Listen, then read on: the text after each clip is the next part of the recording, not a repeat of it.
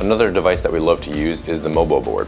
Now the MOBO board is on an axis that it tips on a diagonal from your foot, but the key part of it is that it has a hole in there for your little toes to fall through. So while your big toe stays on the board, your little toes fall through the hole. That means that you can't grip with your little toes. This helps us to learn to drive through the big toe of the foot and really use the inside of that foot. And while we balance on that, we can practice tipping it in each direction, working in a diagonal pattern.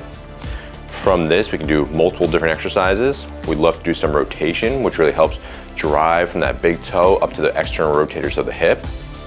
We also love to do single leg deadlifts in this position, where we're tipping forward, controlling that balance and coming back up.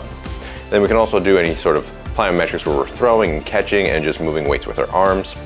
We also love to switch it to the opposite angle, so we can work both diagonals, because our foot works in both positions, and we want to learn to drive off of that big toe and not let the little toes do too much gripping, which is a compensation pattern that limits a lot of people with their arch support and may contribute to other things like ankle pain, heel pain, or even hip and back pain.